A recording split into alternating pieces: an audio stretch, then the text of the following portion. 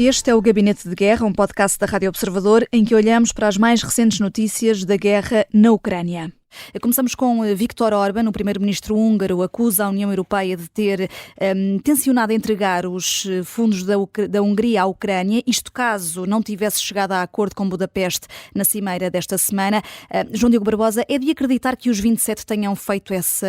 ameaça, essa chantagem? Opinarmos sobre o que é que terá acontecido nas negociações, mas o que nós sabemos de múltiplas fontes, e portanto parece-me mais ou menos credível, é que a estratégia concertada dos líderes dos governos da União Europeia para convencer Viktor Orbán assentava essencialmente numa ofensiva de charme, ou seja, nós vimos notícias sobre como Macron convidou Orbán para um jantar no Palácio do Eliseu para discutirem este tema. Nós vimos notícias de longas reuniões entre Giorgia Meloni, a primeira-ministra de Itália, e vista se calhar como não exatamente pertencente ao centrão de Bruxelas, para fazer pontos com Orbán, e portanto todas as notícias apontavam para aí, de que não se tentou de certa forma alienar Orbán e alienar a Hungria da discussão. Parece-me que Orbán, depois do acordo ser alcançado, apareceu um bocadinho sem vitórias, ou seja, parecia alguém que tinha feito grande insistência em votar um acordo que depois acabou por aprovar e não tinha grandes concessões para apresentar em casa. Portanto, provavelmente o que terá havido aqui foi Orbán a usar algum artifício de linguagem, alguma habilidade para dizer, bom, se a Comissão Europeia vier a desbloquear fundos para a Hungria nos próximos meses, esses são fundos que, se nós tivéssemos recusado, teriam ido diretamente para a Ucrânia. Mas a verdade é que Orbán sai da reunião sem ter grandes vitórias. A União Europeia consegue mostrar-se unida no apoio à Ucrânia e a verdade é que, à entrada para a reunião, foi dito muito claramente, haveria um acordo para ajudar a Ucrânia. Se não estivesse a Hungria do lado dos restantes países do Conselho Europeu, haveria um acordo a 26 e haveria um apoio a 26. Portanto, o Orbán pode tentar aqui pintar esta situação e esta negociação como uma forma de bullying da Comissão Europeia e das instituições europeias em geral, mas a verdade é que parece-me que desta vez Orbán tem muita tendência de ceder, mas desta vez cedeu sem ter grandes vitórias para mostrar e, portanto, precisava de salvar a face internamente. Bruno Cardoso Reis, pelo tom e apesar do acordo alcançado ontem, Orbán ainda tem maneira de vir a dificultar a vida à Ucrânia e aos 27? Bem, boa tarde a todos. Quer dizer, eu pegando até um pouco no que estava a dizer o João Diogo, a minha interpretação é ligeiramente diferente. Eu acho que, no fundo, a União Europeia fez aqui uma jogada de ameaça, uma espécie de coerção estratégica da Hungria. Não só ameaçar com isto não vai servir de nada porque se nos chatear muito nós fazemos isto à margem, como se isto continuar, enfim, começámos a ver surgir notícias nos principais órgãos de comunicação europeus, enfim, desde o Financial Times a outros, que estava em cima da mesa a questão do artigo 7, ou seja, haver países, um número suficiente de países que queria suspender o direito de voto da Hungria,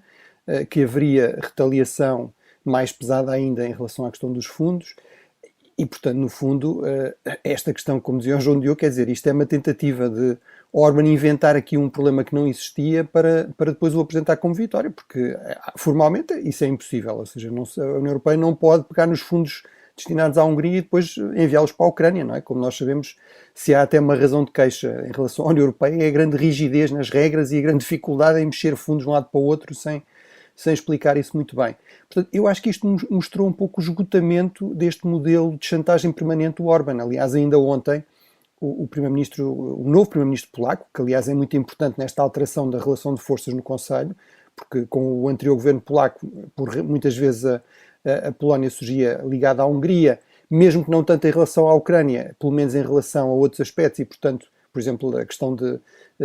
críticas à Comissão, críticas em relação à intromissão nos assuntos internos, vamos dizer assim, nesta preocupação com o Estado de Direito, etc. E, portanto, o novo primeiro-ministro polaco veio dizer eu não percebo porque é que estão a falar de cansaço em relação à Ucrânia. Nós estamos cansados do Orbán, não é? Toda a gente está cansada do Orbán. A primeira-ministra da Letónia disse a mesma coisa. Portanto, acho que ele chegou aqui um bocadinho a um certo beco sem saída e portanto, tem todo em conta. Agora, aquilo que lhe pode voltar a dar alguma margem de manobra são as próprias dinâmicas eleitorais europeias, ou seja, e nós sabemos que a Hungria está ativamente, não só atenta, mas a tentar promover isso na medida das suas possibilidades europeias e até norte-americanas. Portanto, o Orbán é um grande fã do presidente Trump e, portanto, está cheio de esperança. É talvez o único país europeu, o único governo europeu que está cheio de esperança que Trump vença em novembro deste ano, o que não é impossível. Está a apostar numa subida muito significativa de partidos com ideias parecidas às do governo húngaro, portanto, no fundo, uma espécie de democracia reduzida apenas à sua dimensão eleitoral, com ideias profundamente iliberais, de restrição das liberdades, enfim, de restrição das liberdades dos migrantes, mas também dos nacionais, etc. E, portanto, é muito essa aposta de Orbán para recuperar aqui algum terreno, e não é impossível que isso venha a acontecer. Aliás, sabemos, só para terminar, por exemplo, estas manifestações de agricultores que se estão a ver pela Europa, o impulso inicial veio de um instituto financiado, apoiado pelo governo húngaro e dirigido por um dos principais ideólogos, digamos, deste regime do Viktor Orbán. Portanto, ele claramente não desistiu. Em termos dos equilíbrios atuais, realmente acho que chegou um bocado ao limite das suas possibilidades. Uhum. Entretanto, estamos à espera também hoje de uma decisão do Tribunal de Justiça Internacional, da queixa de Kiev contra Moscovo. Corrijam-me se estiver enganada, creio que ainda não há decisão, mas João Diogo Barbosa, o que é que estás à espera? Bom, a verdade é que, se calhar mais até do que outros conflitos que temos falado, a invasão da Rússia à Ucrânia tem sido muito discutida no Tribunal Internacional de Justiça. Esta semana já houve uma decisão e o Tribunal tem já pronunciado várias vezes a propósito de diversas questões, desde o financiamento de grupos terroristas em 2014 até esta questão mais substantiva sobre o genocídio. E a verdade é que independentemente do substrato da questão, isto é, de quem é que tem razão materialmente, e a Rússia até tem conseguido algumas vitórias, muito com base nos formalismos e nas limitações do próprio tribunal para decidir sobre estas questões. A verdade é que, se eventualmente o tribunal decidisse completamente contra a posição russa, a Rússia continuava a poder ignorar, porque estas decisões do Tribunal Internacional de Justiça não podem ser coercivamente executadas, isto é, o Tribunal não pode obrigar a Rússia a parar a sua invasão e, portanto, apesar de ter havido um grande investimento, quer de um lado quer de outro, a discutir estas questões, no final do dia, não só as decisões do Tribunal Internacional de Justiça têm vindo a desiludir, porque são muito baseadas em formalismo, em perceber se é possível decidir sobre estas questões, de que forma é que a Ucrânia pode litigar contra a Rússia nestas matérias, mas também porque, do ponto de vista do substrato, da materialidade da questão, o Tribunal não pode pôr em prática o que decidir. Na verdade, para o dia-a-dia da guerra, estas decisões não têm importância.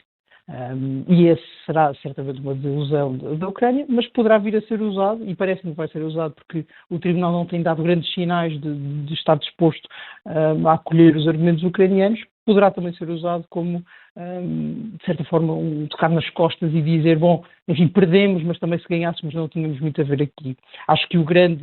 grande vantagem inicialmente destes processos levados a cabo pela Ucrânia seria o de isolar cada vez mais a Rússia dentro da ordem internacional. Ora, o que nós temos visto nos últimos meses, independentemente das decisões do Tribunal, é a Rússia ser paulatinamente aceita de novo. Como o Bruno dizia, há também uma grande expectativa na Rússia de que Donald Trump venha a vencer as eleições e que essa integração possa ser ainda mais completa e, portanto, acho que esta estratégia de litigar a guerra poderia ter feito sentido há 2 anos, faz menos sentido agora, independentemente daquilo que o Tribunal venha a decidir, mas acho que, e antecipando aqui um bocadinho a decisão, acho que vai ser uma decisão sobre os formalismos, sobre quem pode litigar o quê e não tanto sobre a materialidade da questão. Concordas, Bruno? Bem, no fundo aqui a questão é uma questão mais formal, quer dizer, no essencial o Tribunal já tomou aqui uma decisão muito importante, mas como dizia o João Diogo, infelizmente depois não teve nenhum impacto no terreno e até em termos globais, não é? Portanto, até ao contrário do que aconteceu agora no julgamento sobre Gaza, nesta espécie de medidas cautelares, portanto uma decisão preliminar, logo penso que foi em março de 2022, portanto pouco tempo depois do início da invasão, o Tribunal deixou claro que não havia nenhuma razão, a Rússia não apresentou nenhuma prova do tal genocídio no Donbass que justificaria a invasão e, portanto, ordenou o fim das operações militares russas, no fundo o fim da invasão russa. Portanto, foi até mais longe do que em relação a Israel em Gaza, mas isso obviamente não aconteceu. Agora aqui temos uma questão formal, jurídica. Eu aí não sou especialista em direito internacional, obviamente conheço um bocadinho do direito da guerra, porque é uma das áreas que nós temos de conhecer quando estudamos conflitos, mas não é a minha área de trabalho nem de especialização, e portanto aí, pelo que eu percebo, a grande questão é que no fundo este Tribunal da Haia tem jurisdição sobre questões que tenham a ver com genocídio, não tem jurisdição necessariamente sobre questões de crimes de guerra. E portanto, a Rússia está, no fundo, a alegar, não apresentou nenhumas provas de genocídio, porque não as tem, obviamente, é um discurso completamente mentiroso, aliás, parecido àquele que os nazis usaram para invadir a Polónia em setembro de 1939, também alegaram ataques contra os alemães no território polaco e uma ameaça sobre a Alemanha, mas de facto, portanto, não apresentaram essas provas, mas o Tribunal pode decidir, bem, mas quer dizer, se não há aqui nada que aponte no sentido do genocídio, isto quer dizer que nós não temos jurisdição para continuar a avançar. Portanto, isso pode acontecer realmente por uma questão formal e será certamente apresentado pela Rússia e pelos seus apoiantes a nível global como uma grande vitória, esquecendo aquilo que já foi a decisão preliminar e também o seu significado, que é exatamente, não há aqui nenhuma prova daquilo que a Rússia alegou como justificação para a invasão, e este tribunal deixou claro que, em termos de direito internacional, a invasão não devia acontecer, já devia ter parado há muito tempo. Uhum. Nos últimos minutos que nos restam, vamos agora ao Médio Oriente. João Diogo Barbosa, o conselheiro da Guarda Revolucionária do Irão, terá sido morto depois do alegado ataque de Israel contra a Síria e, ao mesmo tempo, temos aqui o presidente do Irão, a avisar que vai retaliar a quem se atrever a intimidar o país, embora não queira começar uma guerra. Temos aqui, de facto, uma panela de pressão. O Irão tem uma posição mais frágil do que normalmente se lhe aponta, porque se por um lado o Irão vê neste conflito uma forma de se engrandecer na região, isto é, de se tornar uma potência mais relevante ainda na região, ao mesmo tempo não há condições no regime, quer do ponto de vista orçamental, económico e até logístico, para embarcar numa escalada, não só contra Israel, como também contra os Estados Unidos. Nós há uns meses estávamos a discutir se os protestos na rua poderiam derrubar o regime iraniano. E um regime que pode cair pelas ruas e que não caiu porque a repressão foi muito forte e muito continuada durante vários meses, não é propriamente um regime que está em condições de combater com os Estados Unidos e vencer. No entanto, como o Irão vê essa tal possibilidade de se tornar uma potência regional mais relevante, aquilo que tem acontecido e que me parece que vai acontecer, porque é a única estratégia mais ou menos operacional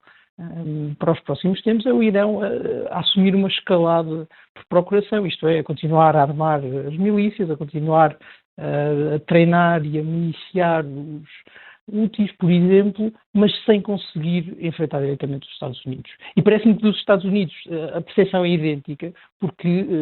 nós já passaram vários dias desde os ataques, nós temos visto imensas notícias sobre a escalada permitida, sobre os alvos que podem vir a ser atacados, e parece que há, de facto, do lado do americano também a ideia de que